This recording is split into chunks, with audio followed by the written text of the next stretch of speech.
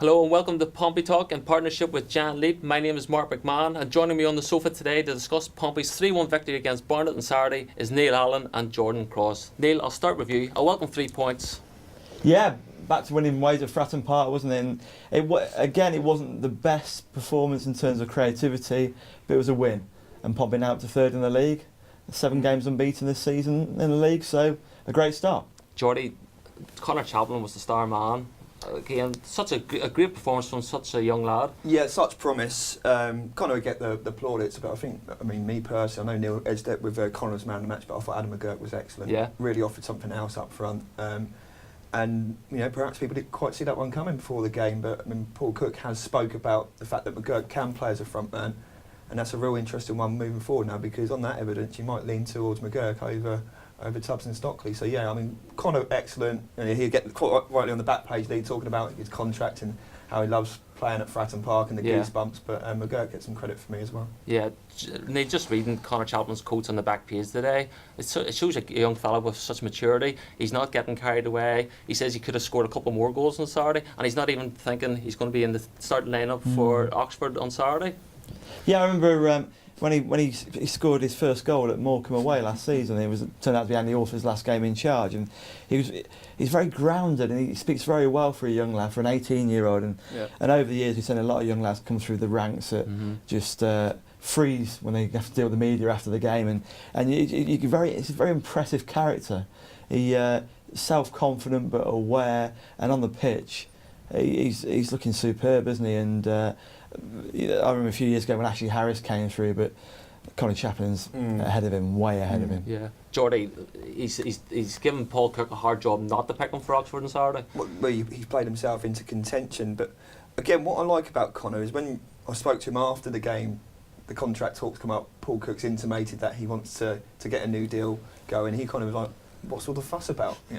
I'm a kid. I'm learning. I'm early in my career here." Yeah. He's like, I'm having a dream of a time at the moment. Why do I need to talk about contracts? That was effectively the tone of what he was saying. So really grounded, great lad. There were times last season when we couldn't speak to younger players, and you wonder when they come out and speak so well. Or older players. Or anyone. And these lads come out and they speak so eloquently. He's so grounded.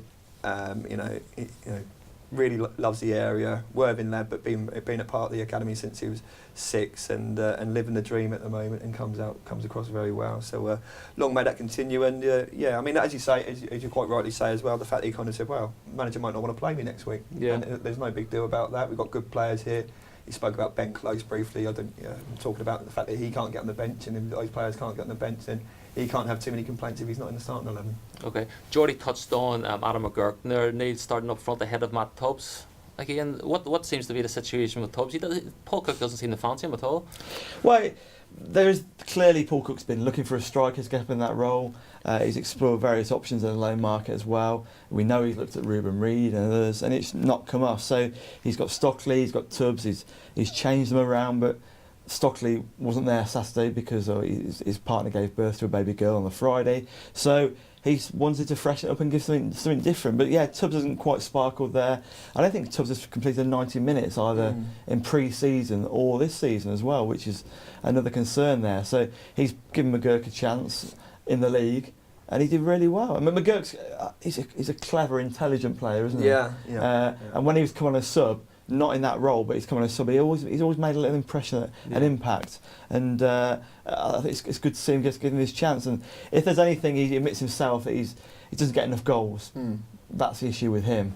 But it was a very good finish on Saturday. Plays the role differently as well. I mean, you don't see him sticking up at the front end. He'll wander off deep, and at times he was going off to the right and coming out and getting the ball and letting players get in front of him.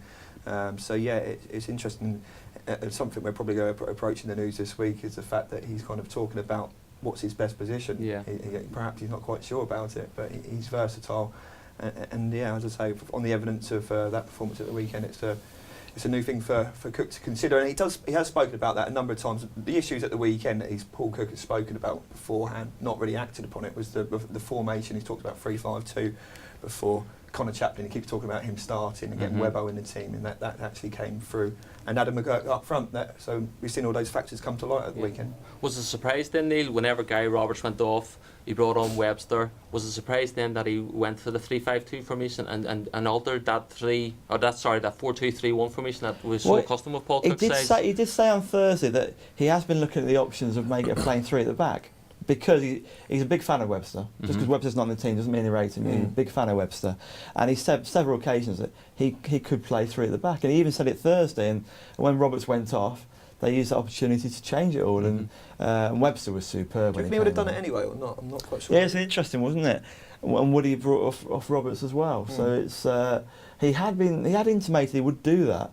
And it's the first time really we've seen a plan B. Yeah. I know the previous week there were some fans were criticising that it was like for like the substitutes and they couldn't break down Accrington, but this was a plan B, change the system, and it worked. And as soon as the keeper got sent off, he went back to his tried and trusted formation, didn't he? Because they were in control of the game and he wanted to stay that way and retain possession against 10 men. So it made a difference, it made the breakthrough, and Webster did very well when he came on. Yeah, Jordy, do you think he will use that there 3-5-2 formation more regularly then? Well, I just think it's another option for him.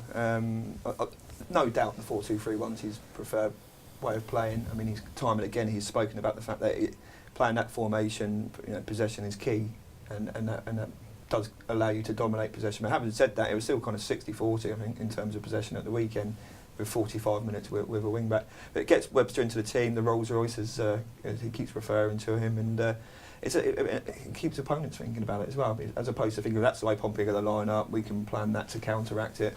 They might be giving them some other things to think about in the coming weeks. Okay, Neil, before we wrap up, Martin Allen had a say on the back page today about the referee. Was he justified at all? No. Well, obviously he's coming at a different angle, but one of his complaints for the second goal was about Bennett. Now, Bennett was in the offside position, we all know that, but when Webster played the ball up to Bennett, Bennett didn't touch it, he wasn't interfering. I think Bennett went the other way, couldn't quite reach it, and he went to McGurk. So the laws of the game is that Bennett's not interfering, so goal stand's not an issue. Alan also complained that the linesman put his flag up for Bennett to be an offside, and the players stopped. Sorry. Whose fault's that? Sorry. Players should only stop when the referee blows his whistle. It's basics under league. Under 10 stuff, that. It really is. Players shouldn't be stopping when they see a linesman's flag. And then, obviously, the issue of the goalkeeper. First of all, the goalkeeper was booked for time wasting after half an hour. He can't complain about after that. Half an hour time wasting, like, it's unbelievable. It keeps happening at the Pompey games as well this time. Can't complain about that. And then the referee had a very easy choice that when what he deemed a foul was made, just give him a yellow card rather than the controversy of a straight red. So that was something Martin didn't disagree with well. He also read the issue, he reckons that his player got fouled, is it Gamblin? The left back after 2 minutes, he kept going on about the full back. Yeah, Davis' tackle on their left back, and then Gamblin's went down in the box in the first half, which was quite a dive really, and he's debating whether that was a penalty, but he had a lot to say to the fourth official game as well, Martin Land, didn't he? Yeah, but that was the most fun. There's a whole kind of side issue away from the game when you watch Martin and indeed Paul Cook. So the fact their antics on the touchline, that was a real kind of side story. Yeah. And it didn't reach the magnitude of Pellegrini and Alan Pardew on Saturday. I'd say 5 times in the first 5 minutes he was up and at the fourth official. Who'd be a fourth official in that match, by the way? Crikey, your ears must be in pain by the end of the game. But he was off charging down, and then there was an incident in the second half with Western, in which Pompey players, they came off and he came charging, and they had a tough. Ben Davies, and in the end they had a tussle. It looked like it might flare up into something. Alan was gone. He was out of the technical area, and they almost looked ready to get laid in. I think but they got up and they shook hands, and there was no trouble. Then he was like, "Oh, okay, better get back into the technical area." But real great, and we were talking about this off air. We focus on the Portsmouth players and the managers after the game, but we were very keen to get down to speak to Martin and hear what he had to say after the game. Okay, guys, thanks for your thoughts today. You've been watching Pompey Talk in partnership with Jan Leap. My name's Mark McMahon. I'll see you on Friday for the next show. Goodbye.